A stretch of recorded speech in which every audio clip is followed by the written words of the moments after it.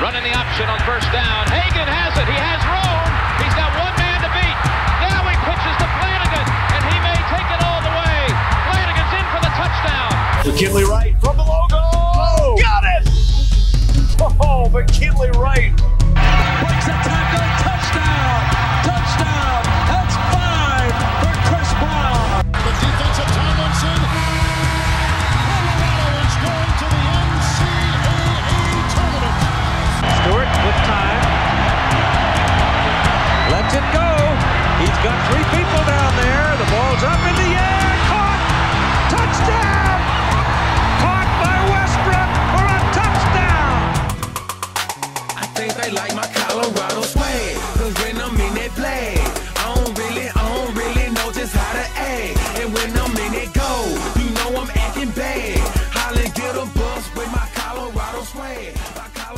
Welcome into the DNVR Buffs podcast presented by the Colorado XOs. I'm Henry Chisholm, and today we're talking about the spring game tomorrow. We're going to run through the things that I will be watching the most closely, and honestly, there's a lot of them. Really, every position on the roster, there is something worth watching.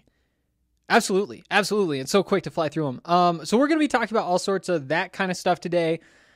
Before we jump in, I do want to say, if you guys are interested in the NFL draft, then you should definitely be watching our draft coverage tonight and tomorrow, and then the next day as well. We had a lot of fun last year, and last year we were all like at our own homes, zooming in together. But now we actually get to go down the studio. There's some awesome special guests. I actually haven't been told who the guests are. Like in the rundown that got sent out, it just says guest at pick number 4, and then guest again at pick number whatever later. I'm excited. I know last year, we had everybody. Where to even start? Like Jesse Palmer from NFL Network, Steve Atwater, who at the time we had just learned he was going to go into the Hall of Fame. So that was pretty cool to have him on, chat with him about that, especially because I've been a Bronco fan my whole life. Getting to talk with Steve Atwater, pretty cool. So I'm not sure what the plan is tonight or tomorrow or the next day. All I know is my job was to watch a lot of college prospects over the course of the last 9 months, and boy, do I have a lot to say about a lot of them. Also, Will Sherman, Mustafa Johnson, the Buffs' 2 NFL draft prospects this year. We'll get into them later. We'll talk just a little bit toward the end of this show because I have some notes, a couple of things to be watching for with them. Most likely, they won't be picked until Saturday, the 3rd and final day of the draft. But crazy things happen. Who had Davion Taylor going in the 3rd round last year? The difference is that Davion put up like crazy numbers, like his 40-yard dash was like a 4.39 or something like that. And that's what the draft is about. And that's why guys like Mustafa, just being 6 feet tall, he deserves better. Honestly, he deserves better. But we'll get into all that stuff later. First, though, like I said, talking about the spring game, going through the biggest storylines, I'm excited to chat about that. And first, though, the Colorado XOs, beyond being the presenting sponsor of this podcast, they are also a rugby team based in Glendale, Colorado. And they're a rugby team in their first season of existence, sitting at 5-1. That is a great record, considering a lot of these guys have never played rugby before. They're former football players, former basketball players. There's some former baseball players in there, which is interesting because, baseball players, obviously they're athletes. But if you were to say hey, we're gonna have a pickup basketball game, would you prefer to you can take just a random guy from the Broncos or a random guy from the Rockies? You'd be like Broncos all day, But to me, maybe a little bit surprising to see baseball players playing rugby. I don't know what translates. I seriously don't know, because even catching, very different in those two sports. Doesn't matter. Point is, they've got athletes from a bunch of different sports teaching them how to play rugby. A lot of them, this is their first time playing rugby, and they're trying to get those guys onto the U.S. national team, which trains at the same facilities, the Rugby Town National Training Center out in Glendale. So you can follow along with the DNVR Rugby podcast, with DNVR Rugby on Twitter, and with the written content at thednvr.com. It's all really good stuff. Cannot recommend it enough, so definitely go and check all that out. Okay, back to the Buffs, though. So, spring game tomorrow. Where to start? Well, I feel like you got to start with the actual story of camp, which is the quarterbacks. Sam Neuer, of course, still coming back from that torn labrum, or the surgery to repair the torn labrum. The torn labrum was not keeping him out because that happened during the UCLA game, and he played all season. He should be back throwing. He says he's feeling pretty good yesterday. We will not be seeing him on the field tomorrow. I mean, he'll be on the sideline, but not playing. That leaves two guys who are in the quarterback competition. You know, Drew Carter, there's an outside chance as a true freshman that he could work his way into the competition. It's an uphill battle, though, because there's a couple of guys in front of him, a few guys in front of him who have a lot of they're a couple notches above him at this point. Let's start with JT Shrout. So JT Shrout, he's going to be out there wearing number 7 tomorrow. And what do we need to know? So Tennessee transfer, 5 touchdowns, 3 interceptions there. He had something like 36 of 68 completions, 69 completions, a little over 7 yards per attempt. The numbers, solid. Now, some of it did come, a lot of it in, end of game work when the game was out of hand. And so maybe a little bit inflated on the number side. What he is, though, is a very cerebral quarterback, a quarterback who you expect to make the right reads, put the ball in the right places. We've heard good things about his accuracy. You can see the accuracy on tape at points at Tennessee. I am really excited to go out there and just see what that accuracy looks like for myself, because that's kind of the big question is with somebody like JT, who I think calling him a pocket passer might be putting him in a little bit of a box. I think he's mobile enough to get outside the pocket, make some plays out there. He's not Mahomes, he's not Aaron Rodgers probably, but I do think he has enough mobility to not be like a total statue in the pocket. And so that is another thing that I'm looking for, is whether he can get out there. But, with him being the closest mold that you could give to him is probably a pocket passer, a strong arm type of pocket passer. For that to work, you need to be able to pick the defense apart. There's some nice deep balls on tape from him. To open those up, though, you need to be able to work guys open underneath and take advantage of what the defense gives you. And then eventually they say, hey, we can't keep giving them 5-yard gains. So then they stop giving you those, and all of a sudden you might have some opportunities downfield. He did a good job with that, I would say, in general, at Tennessee. We've heard good things during camp. We've heard about some 2-minute drills that went really well. I think the word efficient with the football, it has been said at least once, but things like that have been said a few times. And so I do think that tomorrow is really just about how polished is JT. I think polished is really the word that you're looking for, because, if you're Brendan Lewis and you aren't polished, well, guess what? He broke off a 44-yard run in the bowl game against the Texas defense. So he can provide that to you no matter what. JT, if he's not polished in the pocket, things can get pretty ugly. I do expect to see him be, just to keep using that word, more polished maybe than what Sam Neuer was last year. I think that this is a very balanced competition at this point between all three, with all three having different strengths and weaknesses. And Sam's strength, he has multiple strengths, of course, but the one that I think kind of leads the way is just the mentality. The guy is a football player. The guy is a winner. You can tell that his desire to win drives him in a way that you want to see from a quarterback. And, we talked to him yesterday about whether maybe he should be sliding more often if he is the guy this season. And, there's definitely, there's a line that you can cross, and he has crossed that line at points. But again, he's a gamer. He's somebody who goes out there and finds a way to get things done. And to be honest, that's the kind of stuff that doesn't always translate to practice. And when you look back at his path through his time at CU, you do think like, well, what would have happened if he had stuck at quarterback? What if when Steven Montez didn't play all that well, what if he did throw Sam Neuer in there and just see what happens, see if there's a spark?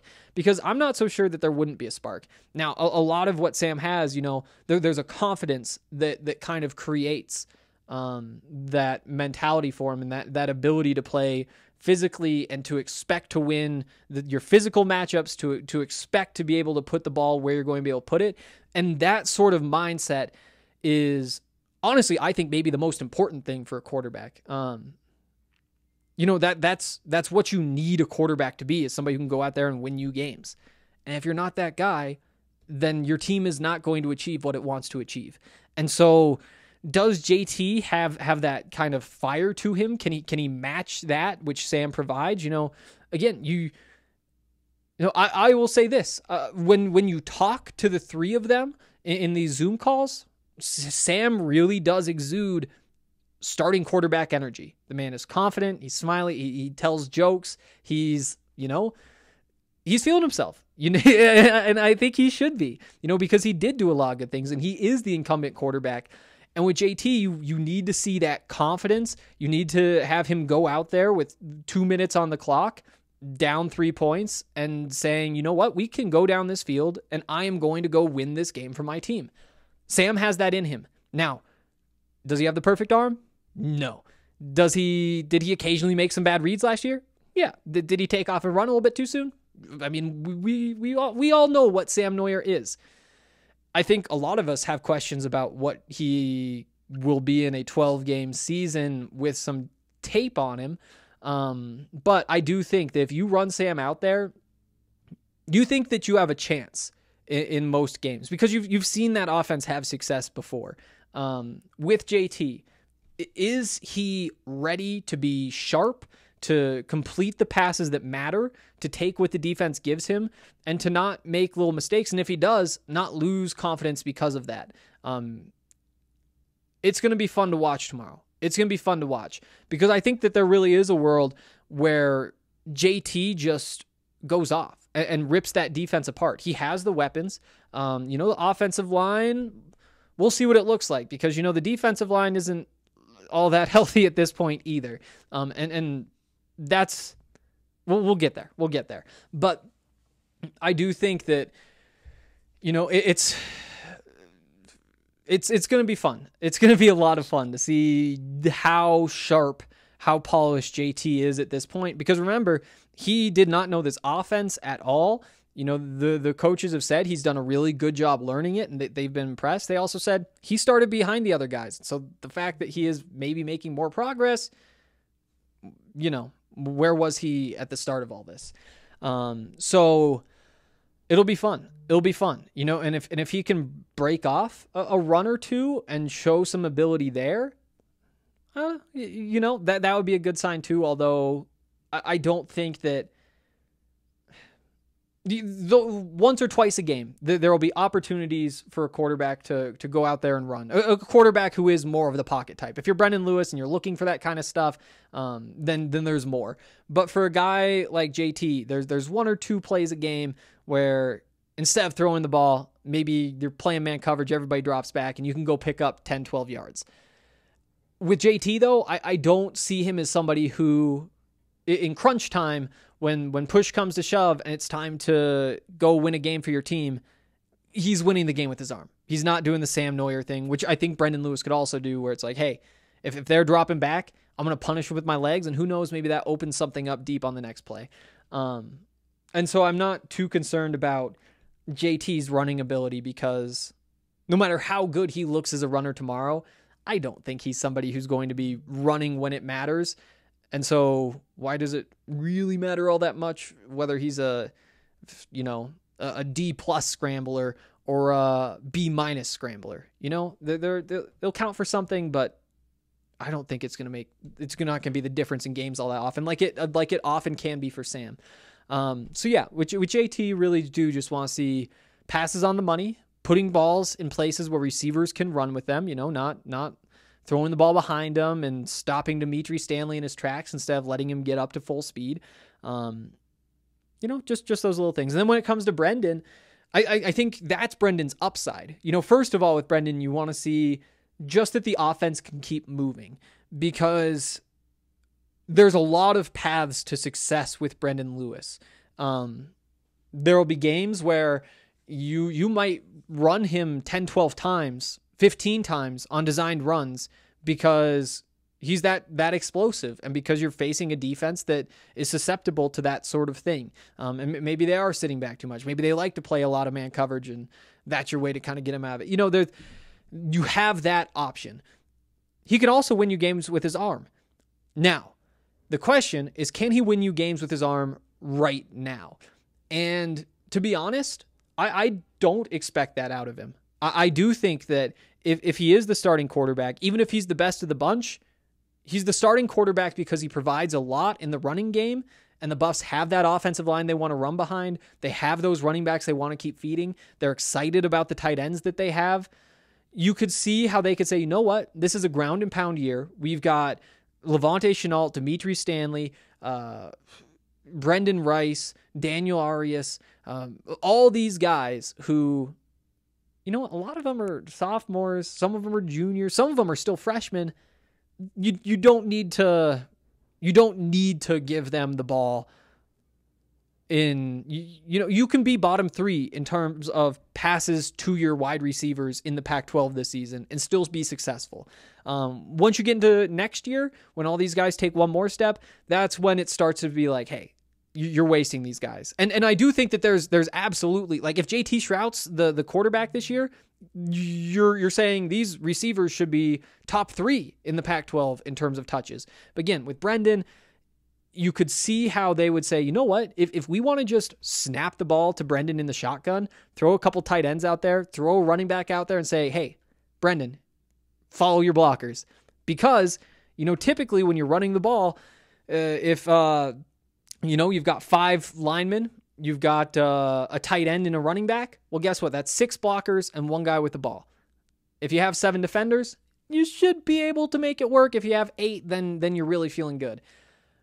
If you throw a quarterback in there and convert that running back to a blocker, you're not adding anybody more into that backfield because that quarterback's always there. The difference is that there's just one more guy, one more blocker. Now that blocker is Jarek Broussard or Alex Fontenot, Rashad Clayton. You might not love who that blocker is, but it does give you that advantage, and you see that working. You know, you saw the New England Patriots try a whole bunch of that stuff with like the 2 tight ends on one side to the shotgun and just running Cam Newton behind them. You see it a lot more in college football. I mean, Trey Lance constantly doing that kind of stuff. And you can build an offense, especially when your strengths are where Colorado's strengths are. Now, at the same time, you could also see Brendan become, you know, I could see him running him under center a little bit, letting him run some bootlegs, let those running backs get ahead of steam. I do think that at this point in his career, you probably do want to spread things out, make the reads just a little bit easier on him. But I guess even running those bootlegs, just watching those receivers come across the field, that would make some sense for him too. I will say again, though, when it comes to running the offense, I don't expect it to be quite as smooth. The question is whether you see enough things you like to say, hey, if we cater to this guy's strengths, throw a lot of quarterback runs in there, force defenders to respect that, which opens up some things downfield, makes the windows that Brendan has to hit bigger than the windows that JT has to hit, most likely, you could really like that. And again, he still could go out there and pick the defense apart and prove me wrong, but this is what I expect. I expect them to run the ball with him a lot. I expect it to be fairly successful. I expect a couple of nice throws. I expect a couple of mistakes in the passing game as well. And if JT is as sharp as I think he's capable of being, Brendan is really going to have to have some big plays. some big runs, some big balls downfield, or even just hitting a guy in stride and letting him run for a big play downfield. Because I do think that Brendan is, I mean, you'd expect a dual threat quarterback at this point to be a little bit more boom or bust than a guy like JT, who is more efficient. And then you've got Sam in there too, who, this is going to be a fun battle. And tomorrow is going to be a key piece of it. You know, I think that one way to look at this is that Sam Neuer is kind of on the sideline, waiting to see who his competitor is going to be. You know, who is he trying to beat out in camp? Because if it's JT, what is Sam going to do? He's really going to want to be sharp. He's going to want to show that he can complete the short passes, run an efficient offense. And we saw a lot of that last year. Again, second team all Pac-12 quarterback. There's a lot to like about Sam Neuer, including late in games. At the same time, the drives that JT put together when he came in for Gorentano in Tennessee's game against Florida, game was out of hand, but he flew down the field in 2 minutes and had a couple of really nice balls in there. And you see that and say, hey, what a 2-minute drill. And we've heard he ran a great 2-minute drill during camp this season. So it's going to be a lot of fun. It's going to be a lot of fun. I'm really excited. On top of that, Grant Cicerone has played well. There have been some positive reports from him at various times during camp. He's a walk-on quarterback. He'll be out there number 17. Excited to see him. Drew Carter, I believe he's wearing number 3. He's the guy from Washington. He has talked to Tad Boyle about potentially playing basketball as well. We'll see how that goes. But an athlete, maybe I don't think he's Brendan Lewis. I don't think he's somebody who, I mean, Brendan Lewis can fly. Brendan Lewis can fly with the ball in his hands. Drew, he's more mobile than, he might actually be similar to Sam Neuer, but without the power. And he could have the power too. You just expect as a freshman, probably hasn't filled that frame out. And also, again, Sam plays a special kind of way using that size that he has. So excited to see Drew Carter as well. And again, I do think that there's a world where he is the starting quarterback at some point this season. The percentage it's under 10. It's under 10. Probably under 5, but that's kind of what you're looking at. There's a chance that later in the season, the coaches say, hey, he's been sharp during practice. We saw some good things in the fall, saw some good things in the spring game. There you go.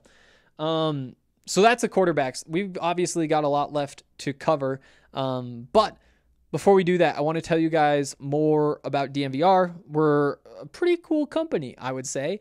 And if you guys like this podcast, there's a bunch of other stuff that you probably like as well. If you want to become a member of DNVR, you get a whole bunch of cool things, access to our Discord, access to written content, just a whole lot of access.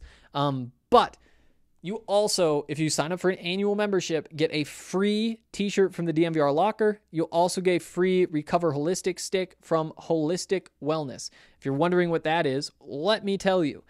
It is a CBD company, and the stick that they send puts 10 milligrams into this little stick. You open it, you pour it in your drink, you stir it around with the stick, and then you drink it. And then all of a sudden you got the CBD in you. This one's formulated to help with recovery. There are others that help with things like beauty, with sleep, digestion. You can check all those out at the holisticwellness.com. That's HOLISTIK.com. And you can use the code DNVR. Oh, wow. I say this all the time. DNVR30 for 30% off your purchase. You can also, again, just get that annual membership, try one of those sticks out, and if you like it, it actually comes with a coupon when you get through the membership, and you'll get a nice little deal on the next ones. Also, Strava Craft Coffee. I'm really excited to drink a lot of Strava Craft Coffee over the course of the next couple days. It's gonna be a lot. Because I had things to do starting 8:30 to yesterday, went all the way through last night, today, I'm not going to lie, I did a lot of those things yesterday so I could go to the mall and get some new clothes because I need new clothes. So that was nice. But it's been another busy day. We've got the draft tonight, and then tomorrow up in Boulder for the spring game, which starts at 9. So I've got to be up there. I'm not thinking about that right now. And then Friday night, more draft, live again tomorrow. Saturday, more draft, the long draft, and there's going to be a lot to talk about after all that. There's a lot going on, and I'm really happy that there is Strava Craft Coffee, Strava Craft Cold Brew on tap at the DMVR bar for me for the next 3 days. It's good stuff. Hopefully I'll see some of you guys there. We need more Buffs fans at non-Buffs events. I don't know why you come if you're a Buffs fan, but again, it'll be fun. What else should I tell you about Strava? How about this? The review's really incredible. You can check them out for yourself, of course. In case you don't want to just take my word, you should trust me. I feel like you should trust me at this point. There's a new code. If you use the code DNVR25, you get 25% off your purchase. You can also get 20% off every single time if you subscribe to a product. So they have, again, CBD infused coffee. It's you can get the beans, the grounds, the K-cups, all sorts of different stuff, and they'll deliver it to you every 2, 4, 6, or 8 weeks if you subscribe, and you'll get 20% off every single time. For some things, I get why you wouldn't want to do that. It's kind of a commitment. But for coffee, you drink coffee every day, and now you don't even have to worry about it when you go to the store, like you're running out. You're not going to get stuck going to Starbucks because you didn't make your coffee because you ran out of time. It's just simple. It'll show up on your door. You get a discount, CBD infused, so you're getting that good stuff in you.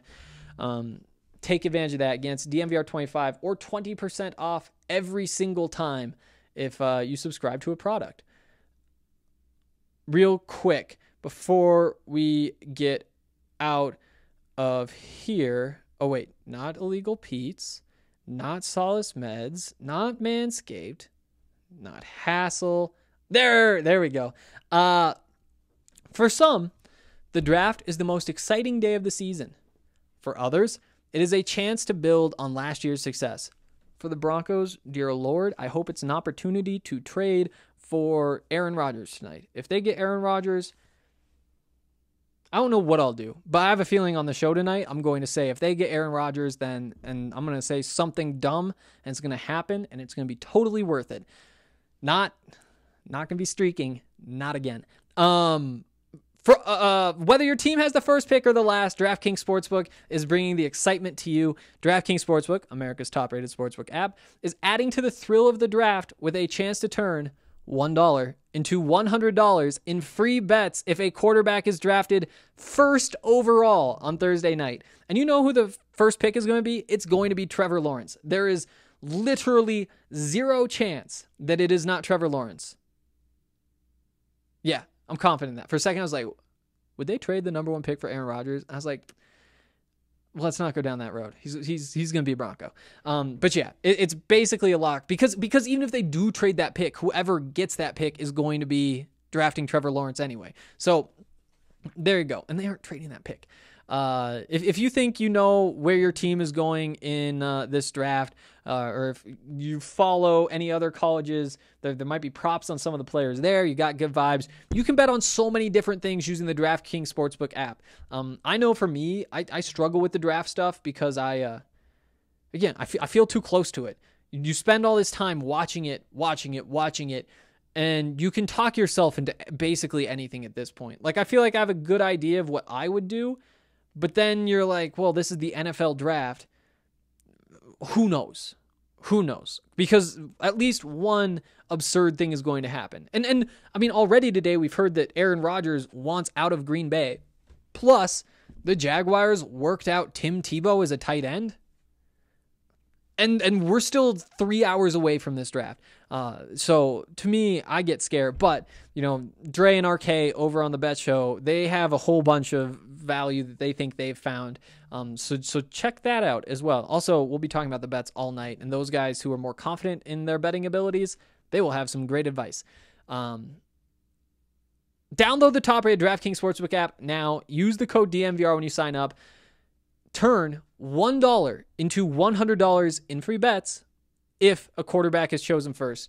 That's going to happen. And don't forget, enter that code DMVR during sign-up. Only at DraftKings Sportsbook. Must be 21 or older. Colorado only. New customers only. Winnings paid out in free bets. Restrictions apply. See DraftKings.com/sportsbook for details. Gambling problem? Call 1-800-522-4700. Okay. Time to talk about something other than the quarterbacks. Let's go with these running backs. And in particular, Ashad Clayton. You know, all through camp, we've heard that he looks fast and that he's playing a lot faster because he knows what his job is and where he's going and just has a level of comfort that he didn't have last season. You know, one of the coaches, I think it was Carl, said he's probably had more reps this spring than he had all during like the rest of his college career. And that was a couple weeks ago this spring. And that's just the nature of how things work.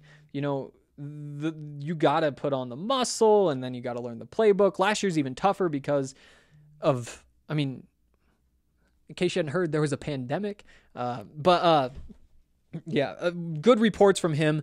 And, you know, the question with Ashad to me is what is his big playability? You know, he certainly had it in high school, and he had it at a very high level of high school football. And there's a lot of reason to think it's going to translate. And that's why he was one of the top 10 running backs in the country. Again, though, not every top 10 running back turns out to be a stud. And to me, I think that if Ashad turns out not to be a stud, it's going to be because of that explosiveness. It's going to be because of the big play speed. I do think that he has both of those things in spades. But that's why I'm really excited to get to see him tomorrow, hopefully put that stuff on display. You know that he runs hard. You know that he can break tackles. You know that he can run guys over and fall forward. And if he can do all those things, then he will be valuable. There will be a role for him in this offense. If he does have that burst to hit the hole hard and get through there before people even notice, if he does have the long speed to pull away from defensive backs, if he does make a couple guys miss, and I think you do want to see him make some guys miss as well. On top of that big playability, you do want to see him be able to get by a defender without going through him. Now, at the same time, he's been on campus for what? 9 months now? I don't think he was here in the spring last year. And even if he was, then I mean, who cares? They couldn't really do anything. And so again, I don't expect him to be the best version of himself at this point. I do fully expect him to be good enough to contribute. And I mean, even if things don't go well for Ashad, he should still be a pretty solid running back for CU. Again, though, you want to see that elusiveness, that ability to make guys miss without running through them. Again, if he doesn't have that yet, we can relax. That's a move type of thing. Some of that is a technique sort of thing. A lot of it is feel, but some of it is technique. Similar to a pass rusher. You know, you look at a guy like Mustafa. You want to see him do a little bit better with his hands. You want to see him sharpen that stuff up. He was just fine without it in college, but that's kind of the next step. And you saw him improve absolutely over the course of the last few years in those areas, and I think you saw that show up on the field as well.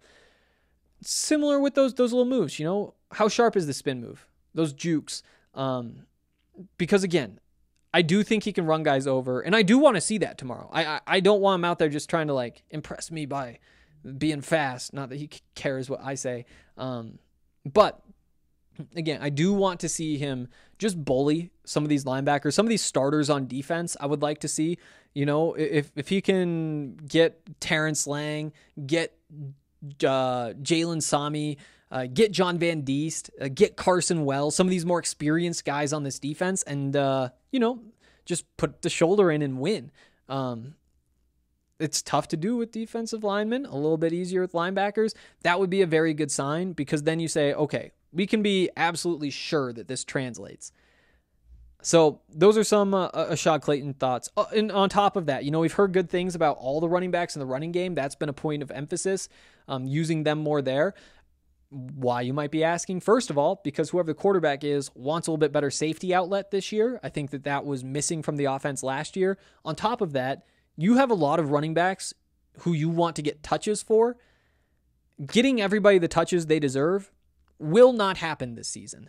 But the more ways that you can find to get these guys the ball, the closer you're going to get. And that's one of the very obvious ways that can happen, because the running backs weren't utilized all that much in the passing game last year. And when they were, nothing really popped all that much. I don't even think Jarek, you would think that a screen to Jarek, if you ran 3 throughout the season, one of them would have gone for like 20 yards. Obviously you have the screen to Brendan outside, but that's not a running back. So yeah, I am excited to see a shot in the passing game as well, because if he can make a couple plays there, then all of a sudden you could see him fitting into another mold. Alvin Kamara ran a 4.56. So I think Ashad has a chance to, and I bring up Kamara first of all because of the receiving ability, because the Louisiana connections. I know that Ashad, I don't think he's like close with him, but they've absolutely met at least a couple times. I think that when you have a running back like that who is dynamic, who I think should be able to make tacklers miss in multiple ways, when you get him out in space, especially if that long speed is there, there's a lot to like. Moving on from Ashad, though, Alex Fontenot. Alex Fontenot will be fun to watch as well. We heard yesterday that he looks fast, which is what you want to hear about a guy coming back from an ACL injury. Even more so about Alex Fontenot coming back from the ACL injury, because that was the one knock. He had a really, really good year last time he was out there, 2019, when he was the starter. Darian yesterday said he would have been a 1,000-yard rusher if not for the concussion that kept him out. I think it was like half, maybe even less than half of the USC game, and then the UCLA game as well. I do think that, if he's fast,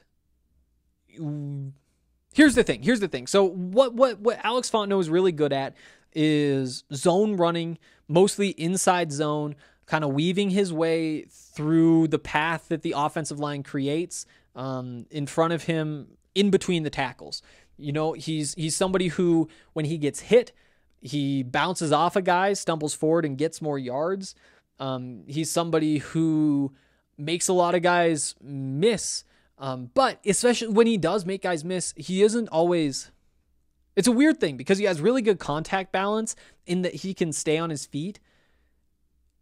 He could do better, I think, staying on his feet and staying in control of himself. And it's weird because it seems like there were plays when he was the starter where you thought he was going down like 2-3 times. Where he just kind of just bounces off and spins and keeps stumbling and spins off another guy. And all of a sudden you're like, wow, what a 7-yard run. And I do think that if he was able to keep his feet under him a little bit more, stay upright just a little bit more, maybe there would be more opportunities to use his speed. Because, again, the speed is kind of the question with him. The question about the upside, like, that he is a starting Pac-12 running back, assuming he is what he was before the injury. By all accounts, he looks great. If he did develop even better long speed, then you could see how, I think he had like 870 rushing yards. Maybe he breaks 3 or 4 long ones, and all of a sudden it's 1,100, 1,150, 1,200. His 5 touchdowns might have been 8 touchdowns, 9 touchdowns, just because he could get away from guys a little bit more. And when you have a guy like Jarek Broussard, that becomes even more vital when you're trying to get on the field, because Jarek has that long speed in spades. He will be just fine. If there is a window, there's a decent chance he is taking that ball to the house. Alex, Ashad, Joe Davis, Deion Smith, do any of those guys provide the same thing? Because I think if they do, that could be huge in terms of how this playing time is divided. Because you don't want to take a home run hitter off the field for somebody who you say, hey, we think he's going to get us 4 or 5 yards every single time. We're happy about that. Now, occasionally, Jarek needs a break, and that means that, yeah, you're happy to have somebody like that in off the bench. To actually be out there competing for touches, to be somebody who the coaches say, hey, this is a situation where, based on what we've seen during this game, we want whoever it is, Alex, Jarek, Ashad, actually not Jarek because Jarek's the one you're comparing him to, any of those guys, Dion, we say, hey, this is somebody who's running well. He's seeing the holes. He's getting away from defenders. And I think if we go out there, we might get the big play we need. We might get some sparks going. Right now, who provides that in a way that makes you think, let's take Jarek off the field? You could see it with Ashad just because of what we saw from Alex during a season. Again, very good running back. Not necessarily somebody who you say, take Jarek off the field for. But good enough to get touches, especially in a longer season when there's no way that they're running Jarek 30 times a game anymore. I do think that there's... I kind of expect this to be Jarek's job, to be the number one, and there will be a competition for who's up next and who's up next after that. And like Darian said yesterday, whoever's running well during the game is going to keep getting touches. So it's kind of like a batting order, and you start with Jarek, and you say, you know what, no matter what, Jarek's going to get touches, and that's where I think things are headed. From there, though, you say, hey, can Ashad be the number 2? Can Alex be the number 2 this game?